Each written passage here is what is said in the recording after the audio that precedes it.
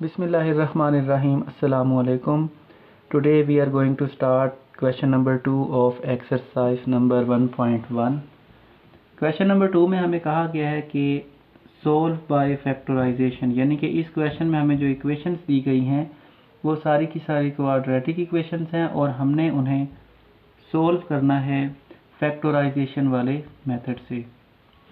तो फैक्टराइजेशन वाले मेथड से क्वाड्रेटिक इक्वेशन को सॉल्व करने के लिए जो सबसे पहली बात है वो ये है कि हमारी वो क्वाड्रेटिक इक्वेशन जो है वो स्टैंडर्ड फॉर्म में होनी चाहिए। और स्टैंडर्ड फॉर्म के बारे में बात पहले हो चुकी है कि स्टैंडर्ड फॉर्म उसे कहते हैं जिस इक्वेशन में टोटल हमारे पास 3 टर्म्स हों। पहली टर्म हो एक्स स्क्वायर वाली, दूसरी हो एक्स वाली और तीसरी हो कांस्टेंट और उसके बाद हो इक्वल में 0। तो ये हमारे क्वेश्चन नंबर 2 का पार्ट नंबर 1 है। तो ये स्टैंडर्ड फॉर्म में मौजूद है। अब हमने क्या करना है कि दरमियान वाली टर्म को हमने स्प्लिट करना है 2 पार्ट्स में। और इसका तरीका क्या होगा? तरीका इसका हमने ऐसे करना है कि इस कांस्टेंट को हम मल्टीप्लाई करेंगे एक्स स्क्वायर के कोएफिशिएंट से। तो एक्स स्क्वायर का कोएफिशिएंट यहाँ पर 1 है, लिहाजा हम 1 और 20 को आपस में मल्टीप्लाई करेंगे। ये हमारा रफ वर्क है। 1 को 20 के साथ जब मल्टीप्लाई करेंगे तो 20 आ जाएगा। अब इस 20 को हमने 1 पे डिवाइड करना होगा। 20 को 1 पे डिवाइड करेंगे, आंसर 20 आएगा। अब अगर हम 1 और 20 को आपस में ऐड करें तो आंसर 21 बनेगा। और अगर हम 1 और 20 को एक दूसरे में से सब्ट्रैक्ट करें तो आंसर हमारे पास 19 या -19 आ जाएगा। लेकिन हमें यहाँ पर ना तो 21 चाहिए ना यहाँ पर 19 चाहिए, हमें यहाँ पर चाहिए -1, लिहाजा ये हमारा पेयर हो जाएगा कैंसिल। उसके बाद हम 20 को डिवाइड करेंगे 2 पर। तो जब हम 20 को 2 पर डिवाइड करेंगे हमारा आंसर 10 आ जाएगा। अब 10 और 2 को ऐड करें तो 12 बनता है, अगर सब्ट्रैक्ट करें तो 8 बनता है। हमें ना यहाँ पर 12 चाहिए ना यहाँ पर 8 चाहिए, लिहाजा ये पेयर भी हो जाएगा रिजेक्ट। उसके बाद हम 20 को 3 पर डिवाइड करेंगे, लेकिन जो 20 है वो 3 पर कम्प्लीटली डिवाइड नहीं होगा, लिहाजा हम 3 पर डिवाइड नहीं करेंगे बल्कि हम 20 को 4 पे डिवाइड करेंगे। जब 20 को 4 पे डिवाइड करेंगे तो हमारा आंसर 5 आ जाएगा। अब 5 और 4 को आपस में ऐड करें तो 9 बनता है, लेकिन अगर 5 और 4 को सब्ट्रैक्ट किया जाए तो आंसर हमारा 1 या -1 आ जाता है। ठीक है, लिहाजा ये पेयर हमारे काम आ सकता है। ओके जी, ये पेयर हमारा सिलेक्ट हो गया। अब हमने ये देखना है कि यहाँ पर साइन कौन सा है, माइनस का साइन है। तो हमने 4 के साथ भी माइनस लगाना है और 5 के साथ भी माइनस लगा देना है। लेकिन जब हम -4 -5 को सिंप्लीफाई करेंगे तो हमारा आंसर -9 आ जाएगा। लेकिन हमें यहाँ पर माइनस का 1 चाहिए। तो इस केस में हम क्या करेंगे, जो छोटी वैल्यू का साइन है उसको हम चेंज कर देंगे, यानी ये हो जाएगा प्लस का 4 और माइनस का 5। तो +4 -5 ये बन जाएगा -1। तो लिहाजा यहाँ पर हमारा जो पेयर बनेगा वो बन जाएगा x² -5x + 4x -20 = 0। अब हमने पहले पेयर में से x कॉमन ले लेना है, बाकी रह जाएगा x -5। और दूसरे पेयर में से हमने 4 कॉमन लेना है और बाकी आ जाएगा x -5 = 0। यहाँ पर ये x -5 और x -5 सेम है, तो जिस सेम को हम पे कॉमन लेकर पहले लिख देंगे और यहाँ पर x बच जाएगा और यहाँ पर +4 रह जाएगा = 0। अब यहाँ पर दो वैल्यूज़ आपस में मल्टीप्लाई हो रही हैं और उनके इक्वल में 0 है, लिहाजा हम इन दोनों वैल्यूज़ को 0 के इक्वल लिख देंगे अलग अलग। तो ये बन जाएगा x -5 = 0 और ये हो जाएगा x + 4 = 0। यहाँ से x की वैल्यू आ जाएगी 0 + 5 और फाइनली x की वैल्यू बन जाएगी 5। और यहाँ पर हम इस 4 को जब इक्वल की दूसरी साइड पर शिफ्ट करेंगे, यहाँ पर ये 4 ऐड हो रहा है, वहाँ जाकर सब्ट्रैक्ट हो जाएगा और x की वैल्यू आ जाएगी -4। तो ये हमारे पास x की दो वैल्यूज़ आ गई। इन दोनों वैल्यूज़ को हमने सोल्यूशन सेट में एनक्लोज कर देना है। तो सोल्यूशन सेट हमारा बन जाएगा -4 और 5। ओके जी, क्वेश्चन नंबर 2 का सेकंड पार्ट है। इसमें हमें जो इक्वेशन दी गई है वो है 3y² = y × y - 5। तो हमने इसको बाय फैक्टराइजेशन सॉल्व करना है। तो फैक्टराइजेशन के तरीके से सॉल्व करने के लिए पहले इस इक्वेशन को स्टैंडर्ड फॉर्म में होना चाहिए। तो सबसे पहले हम इसको स्टैंडर्ड फॉर्म में कन्वर्ट करेंगे, जैसा कि हमने क्वेश्चन नंबर 1 में किया था। तो स्टैंडर्ड फॉर्म में लाने के लिए सबसे पहले हमने क्या करना है, तमाम वैल्यूज़ एक तरफ लिखनी है और इक्वल में 0 लिखना है। अब y इंटू वाई माइनस 5 को हम इक्वल की जब इस साइड पर लेकर आएंगे तो ये पॉजिटिव वैल्यू जो है वो नेगेटिव हो जाएगी, तो ये इस तरह लिखा जाएगा और इसके इक्वल में आ जाएगा 0। उसके बाद हम इसकी ब्रैकेट को सिंप्लीफाई करेंगे तो ये बनेगा 3y²। जब इस y को इस y के साथ मल्टीप्लाई करेंगे तो y² आ जाएगा और साथ में ये माइनस एज इट इज़ रहेगा, y² बनेगा। अब इस माइनस y को जब -5 से मल्टीप्लाई करेंगे तो माइनस माइनस प्लस और ये हो जाएगा 5y इज इक्वल टू 0। तो 3y² माइनस 1y² ये बनेगा 2y² plus 5y is equal to 0। अब अगर हम इस इक्वेशन को गौर से देखें तो ये कौन सी इक्वेशन बनती है, ये एक ऐसी इक्वेशन है जिसके अंदर दो टर्म्स हैं, एक y² वाली और दूसरी y वाली, जबकि इसमें कांस्टेंट टर्म नहीं है। लेकिन अगर हम चाहें तो इसमें कांस्टेंट टर्म 0 ऐड कर सकते हैं, तो लिहाजा ये हमारी बन जाएगी एक simple quadratic equation. Pure quadratic equation नहीं बनेगी बल्कि सिंपल क्वाड्रेटिक इक्वेशन बनेगी। इन दोनों में से हम y को अगर कॉमन ले लें तो बाकी बच जाएगा यहाँ पर 2y plus 5 is equal to 0। अब y को भी 0 के इक्वल पुट किया जाएगा और 2y प्लस 5 को भी 0 के इक्वल लिखा जाएगा। y की एक वैल्यू तो आ गई डायरेक्टली 0। अब यहाँ से हमने इस 5 को दूसरी साइड पर शिफ्ट करना है, यहाँ पर 5 ऐड हो रहा है, दूसरी साइड पर जाकर ये सब्ट्रैक्ट हो जाएगा। तो ये बन जाएगा 2y is equal to 0 minus 5, 2y is equal to -5। अब जो -5 है वो 2y की वैल्यू आ गई है, लेकिन हमें सिर्फ y की वैल्यू चाहिए, ये 2 हमें यहाँ पर नहीं चाहिए। इसको कैंसिल करने के लिए हम इस इक्वेशन की दोनों साइड्स को 2 पर डिवाइड करेंगे, 2 और 2 आपस में कैंसिल आउट हो जाएंगे और y की वैल्यू आ जाएगी -5/2। तो y की एक वैल्यू 0 आई थी, दूसरी वैल्यू -5/2 आ गई है, लिहाजा इन दोनों वैल्यूज़ को हम एक सेट में लिख देंगे और उस सेट को कहा जाएगा सॉल्यूशन सेट।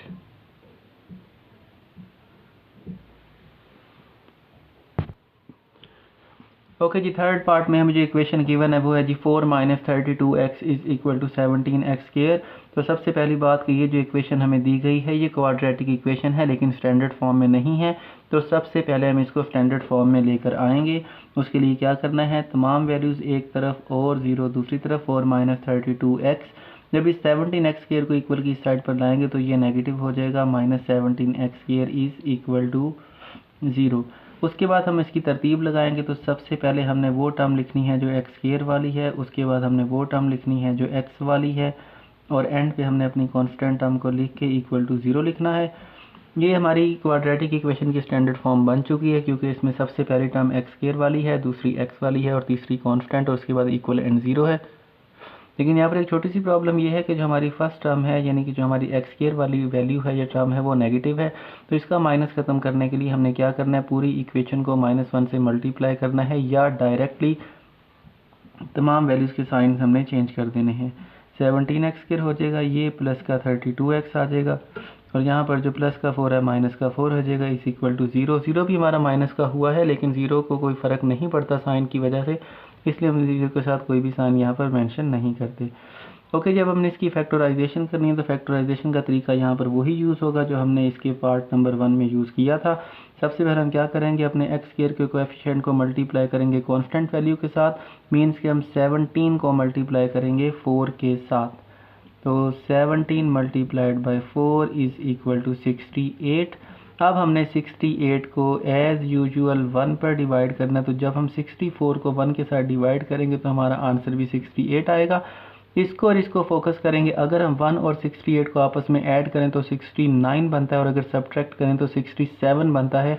लेकिन ना तो हमें यहाँ पर 69 चाहिए ना 67 चाहिए, लिहाजा ये वाला पेयर रिजेक्ट हो जाएगा। उसके बाद हम 68 को डिवाइड करेंगे 2 पर, तो 68 को 2 पर डिवाइड करेंगे तो 34 आ जाएगा। अब 34 और 2 को आपस में ऐड करें तो 36 बनता है और अगर इसको सब्ट्रैक्ट करें तो 32 बनता है और यहाँ हमें भी 32 ही चाहिए, लिहाजा ये जो हमारा पेयर है ये सिलेक्ट हो जाएगा।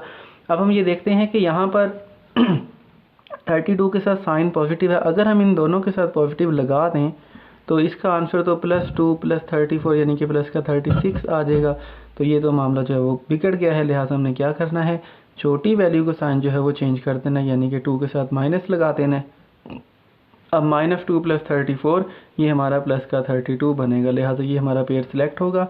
यहाँ पर हम लिखेंगे 17x² प्लस का 34x और माइनस का 2x, बाकी सारा वैसे ही रहेगा। -4 = 0 आ जाएगा। 17x² और 34x में से हमारे पास 17x जो है वो कॉमन आ जाएगा, यहाँ बच जाएगा x + 2। अब ये जो हमारा दूसरा पेयर है माइनस से स्टार्ट हो रहा है, पहले तो हम इसमें माइनस कॉमन लेंगे, उसके बाद 2 और 4 में से 2 कॉमन आ जाएगा, बाकी यहाँ पर x बच जाएगा। ये माइनस इस माइनस वाले कॉमन की वजह से यहाँ पर अपोज होकर प्लस बनेगा, और 4 में से 2 कॉमन जा चुका है, बाकी 2 रह जाएगा = 0। अब यहाँ पर x + 2 और x + 2 सेम आ गए हैं, तो इसको कॉमन लेकर हम पहले लिख देंगे। यहाँ पर 17x बच गया था और यहाँ पर -2 बच गया था = 0। अब दो वैल्यूज़ आपस में मल्टीप्लाई हो रही हैं, इक्वल में 0 है, लिहाजा दोनों वैल्यूज़ को अलग अलग 0 के इक्वल रखा जाएगा। तो ये बन जाएगा x + 2 = 0, दरमियान में एक लाइन लगाएंगे, एंड देन 17x - 2 = 0। यहाँ से x की वैल्यू आ जाएगी 0 - 2 और फाइनली x की वैल्यू बनेगी -2। यहाँ पर 17x की वैल्यू आ जाएगी 0 + 2 और फिर 17x की वैल्यू बन जाएगी 2। तो ये जो 2 है ये वैल्यू आ गई है 17x की, लेकिन हमें वैल्यू चाहिए सिर्फ x की, 17 यहाँ पर नहीं चाहिए। इसको कैंसिल करने के लिए हम इस इक्वेशन की दोनों साइड्स को 17 के साथ डिवाइड करेंगे। ये 17 इस 17 से कैंसिल हो जाएगा और x की फाइनल वैल्यू बनेगी 2/17। तो ये आ गई हमारे पास x के दो आंसर्स। तो इनको हम बंद कर देंगे एक सेट के अंदर और उस सेट का नाम होगा सॉल्यूशन सेट। तो क्या बनेगा सॉल्यूशन सेट? -2, 17 वाला सेट। तो इसके साथ ही क्वेश्चन नंबर 2 का जो थर्ड पार्ट है वो भी कंप्लीट हो गया जी। ओके जी, फोर्थ पार्ट की इक्वेशन है x² - 11x = 152। ये क्वाड्रेटिक इक्वेशन अपनी स्टैंडर्ड फॉर्म में मौजूद नहीं है, तो सबसे पहले हम इसको स्टैंडर्ड फॉर्म में लाएंगे। x² - 11x इस 152 को भी इक्वल की साइड पर लाएंगे तो ये नेगेटिव हो जाएगा। तो ये बन गई इक्वेशन की स्टैंडर्ड फॉर्म। अब हमने इसकी फैक्टराइजेशन करनी है।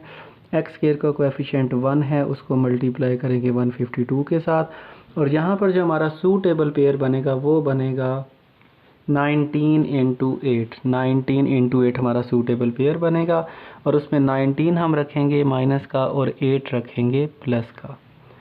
तो हम इसको लिखेंगे x² - 19x + 8x - 152 = 0।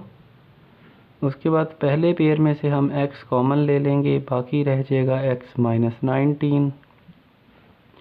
दूसरा पेयर जो है वो प्लस से शुरू हो रहा है तो प्लस कॉमन में आएगा। उसके बाद 8 और 152 में से 8 कॉमन आ जाएगा, यहाँ पर x बचेगा और यहाँ पर माइनस का 19 आ जाएगा = 0।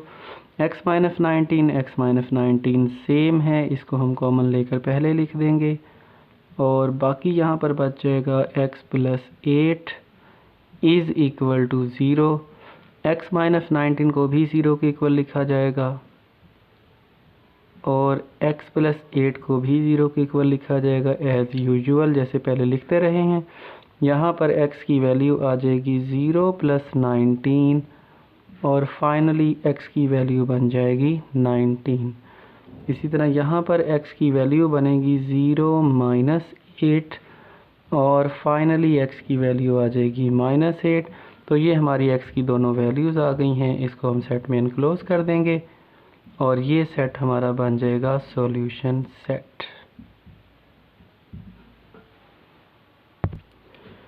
ओके जी, पार्ट नंबर 5 की इक्वेशन हमारे सामने। x + 1/x + x/x + 1 = 25/12।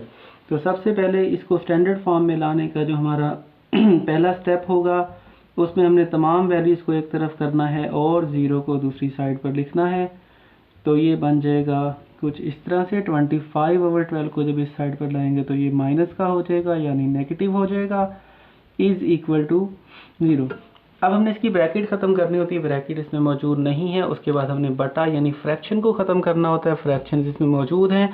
और हमारे पास जो 3 फ्रैक्शन हैं उनके डिनोमिनेटर में x है, x+1 है और 12 है। इन तीनों का एलसीएम लेंगे, वो आ जाएगा x, x+1 एंड 12, यानी कि हम लिख सकते हैं 12x × x+1।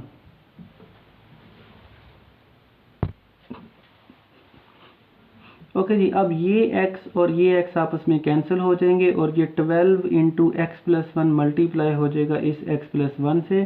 तो हम यहाँ पर लिखेंगे 12 × x+1 × x+1। ये वाला प्लस हम यहाँ लिखेंगे। अब ये x+1 और ये x+1 आपस में कैंसिल हो जाएंगे, बाकी ये 12x मल्टीप्लाई हो जाएगा इस x के साथ। फिर ये 12 और ये 12 आपस में कैंसिल हो जाएंगे और x × x+1 मल्टीप्लाई हो जाएगा 25 के साथ।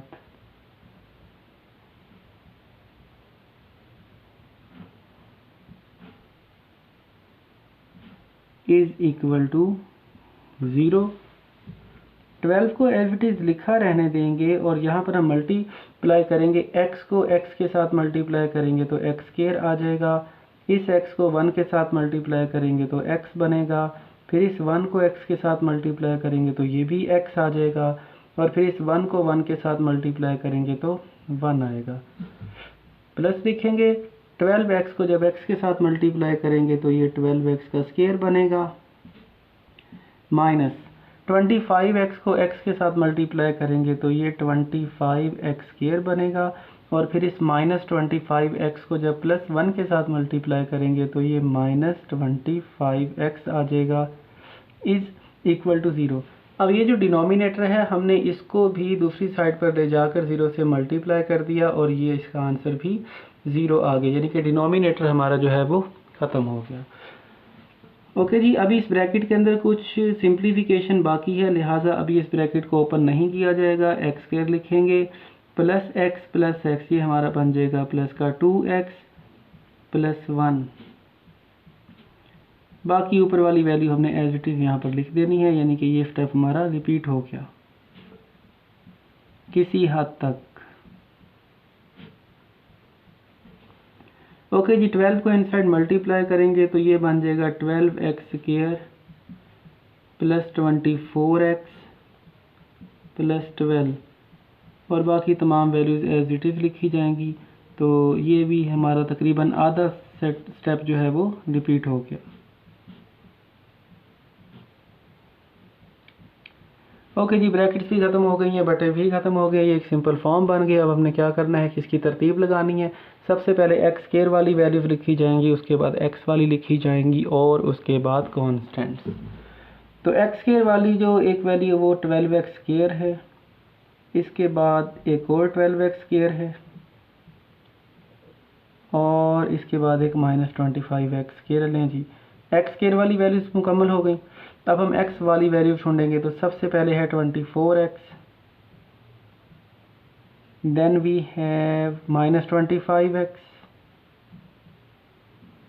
x वाली पूरी हो गई। अब हम कांस्टेंट देखें तो एक कांस्टेंट तो आ गया जी प्लस का 12 और बस इसमें एक ही कांस्टेंट था। ओके जी, ये तरतीब भी मुकम्मल हो गई। 12x² + 12x² 24x² और 24x² में से जब हम 25x² को माइनस करेंगे तो आंसर आ जाएगा -x²। उसके बाद 24x - 25x ये भी -1x होगा और उसके बाद +12 है।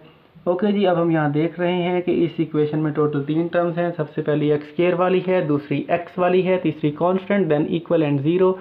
तो ये बन गई हमारी क्वाड्रेटिक इक्वेशन की स्टैंडर्ड फॉर्म। इसमें एक छोटी सी प्रॉब्लम है कि इसकी जो स्टार्टिंग है वो नेगेटिव साइन से हो रही है और इस माइनस को ख़त्म करने के लिए हमने क्या करना है, पूरी इक्वेशन को -1 से मल्टीप्लाई करना है, या इन शॉर्ट डायरेक्टली हमने तमाम साइंस को अपोज करना है।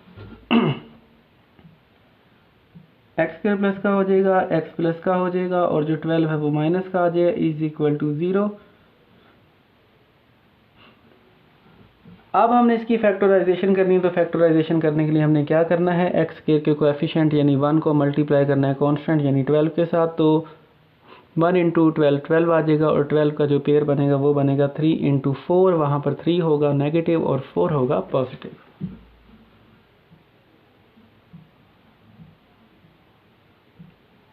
माइनस का 3x प्लस का 4x minus 12 is equal to 0। First pair में से हम x कॉमन लेंगे और ब्रैकेट में आ जाएगा x माइनस 3। सेकेंड पेयर में से हम 4 कॉमन लेंगे और ब्रैकेट में आ जाएगा x minus 3 is equal to 0। x minus 3 same है, कॉमन लेकर इसको पहले लिख देंगे तो ये आ जाएगा यहाँ x माइनस 3 और दूसरी ब्रैकेट में आ जाएगा x प्लस 4।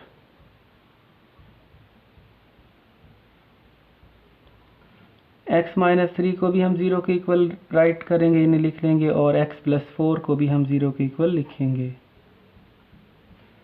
यहाँ से x की वैल्यू आ जाएगी 0 प्लस 3 और x की जो फाइनल वैल्यू बनेगी वो 3 रह जाएगी, और यहाँ पर x की वैल्यू आ जाएगी 0 minus 4 and finally the value of x will be minus 4। x की दो वैल्यूज़ आ गई हैं, इनको हम सेट के अंदर इनक्लोज कर देंगे और उस सेट को as you know solution set कहा जाता है। पहले हमने -4 को लिख दिया, उसके बाद हमने 3 को लिख दिया। वैसे याद रहे कि सेट के अंदर अगर हम एलिमेंट्स को किसी भी तरतीब में लिख दें तो हमारा जो सेट है वो ठीक ही समझा जाता है। तो आप -4 को पहले लिखते हैं, 3 को बाद में लिखते हैं, या 3 को पहले लिखते हैं -4 को बाद में लिखते हैं, दोनों केसेस जो हैं वो सेम होंगे, इससे कोई फ़र्क नहीं पड़ता।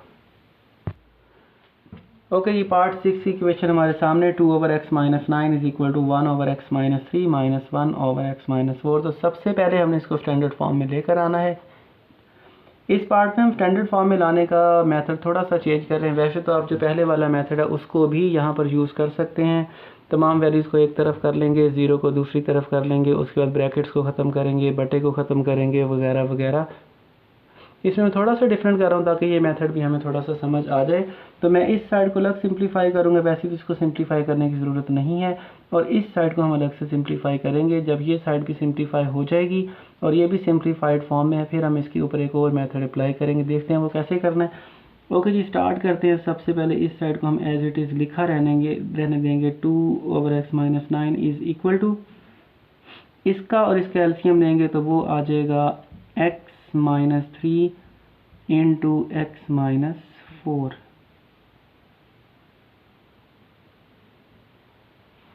ये x माइनस 3 इस x माइनस 3 से कैंसिल हो जाएगा और x माइनस 4 ऊपर 1 के साथ मल्टीप्लाई होगा, तो हम इसको लिख सकते हैं 1 इंटू एक्स माइनस 4। उसके बाद ये वाला माइनस यहाँ आ जाएगा, ये x माइनस 4 इस x माइनस 4 से कैंसिल हो जाएगा और ये x माइनस 3 ऊपर वाले 1 के साथ मल्टीप्लाई हो जाएगा, and we can write it as 1 into x minus 3।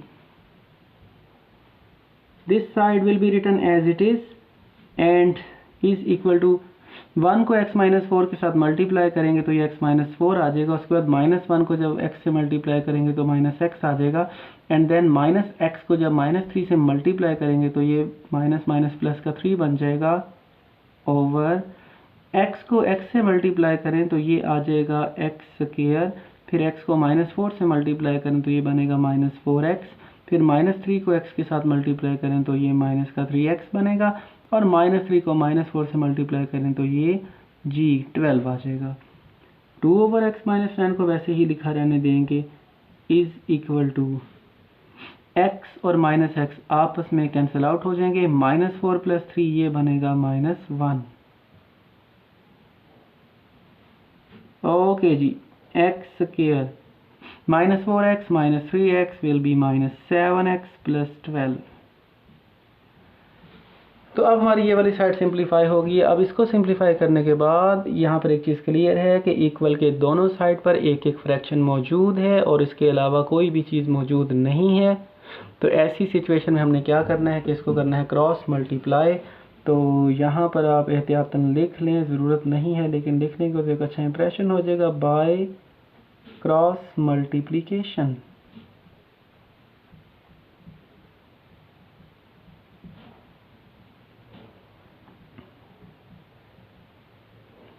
इसमें क्या करते हैं, इस डिनोमिनेटर को इस न्यूमरेटर के साथ मल्टीप्लाई कर देते हैं और इस डिनोमिनेटर को इस न्यूमरेटर के साथ मल्टीप्लाई कर देते हैं, तो ये बन जाएगा 2 into x square minus 7x plus 12 is equal to -1 into x minus 9। 2 को इनसाइड मल्टीप्लाई करेंगे 2x² बनेगा। 2 को -7x से मल्टीप्लाई करेंगे माइनस का 14x बनेगा। 2 को 12 के साथ मल्टीप्लाई करेंगे तो 24 आ जाएगा। यहाँ पर -1 को x से मल्टीप्लाई करेंगे तो -x आ जाएगा। -1 को -9 से मल्टीप्लाई करेंगे तो ये प्लस का 9 बनेगा। ब्रैकेट्स भी खत्म हो गई हैं, बटे भी खत्म हो गए। अब हमने तमाम वैल्यूज़ को एक तरफ करना है और 0 को दूसरी तरफ कर लेना है।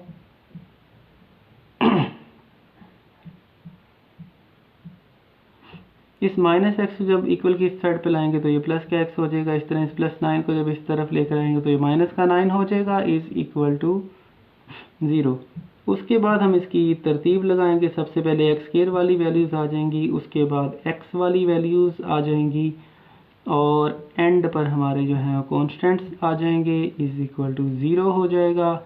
तो ये 2x² -14x प्लस 1x ये माइनस का 13x बनेगा, प्लस 24 माइनस 9 ये प्लस का 15 बन जाएगा, इज इक्वल टू 0। ओके जी, ये बन गई है क्वाड्रेटिक इक्वेशन अपनी स्टैंडर्ड फॉर्म में। अब हमने इसको फैक्टराइज करना है। फैक्टराइज करने के लिए 15 को 2 के साथ मल्टीप्लाई करेंगे तो ये 30 आ जाएगा। 30 का पेयर बनेगा 3 इंटू 10। 3 भी माइनस का होगा और 10 भी माइनस का होगा। 2x² minus 10x minus 3x ये मिलकर बन जाएगा -13x plus 15 is equal to 0 हो गया। पहले पेयर में से 2 और 10 में से 2 कॉमन आएगा, x² और x में से x कॉमन आ जाएगा। यहाँ पर बच जाएगा x माइनस 5। दूसरा पेयर माइनस से शुरू हो रहा है, माइनस कॉमन लेंगे। 3 और 15 में से 3 कॉमन आ जाएगा तो यहाँ पर बच जाएगा x। ये प्लस इस माइनस वाले कॉमन की वजह से माइनस हो जाएगा और 15 में से 3 कॉमन चला गया। 3 इंटू 5 15 होता है, 3 कॉमन चला गया, बाकी 5 बच गया, इज इक्वल टू 0। ये और ये सेम है, लिहाजा इसको हमने एज यूजुअल पहले लिखना है। और यहाँ पर बच गया था 2x और यहाँ रह गया है -3। ओके जी, x माइनस 5 को भी 0 के इक्वल पुट कर दिया जाएगा और 2x माइनस 3 भी 0 के इक्वल हो जाएगा। यहाँ से x की वैल्यू आ जाएगी 0 प्लस 5 जो कि मज़ीद सिंप्लीफाई होकर रह जाएगी 5। यहाँ से 2x की वैल्यू आ जाएगी 0 प्लस 3 जो कि after getting more simplification will become 3। अब ये 3 जो है वो वैल्यू आ गई है 2x की, हमें यहाँ पर ये 2 नहीं चाहिए, लिहाजा हम क्या करेंगे, दोनों साइड्स को 2 पर डिवाइड कर देंगे। तो लीजिए ये 2 और ये 2 कैंसिल हो जाएंगे, x बच जाएगा। 3/2 को बेशक आप 3/2 लिखा रहने दें या फिर इसको 1.5 लिख दें। तो हमारे पास x की दोनों वैल्यूज़ आ चुकी हैं, यानी हमारे दोनों सॉल्यूशंस आ चुके हैं। इसको हमने सॉल्यूशन सेट में बंद कर देना है। तो 3/2, 5।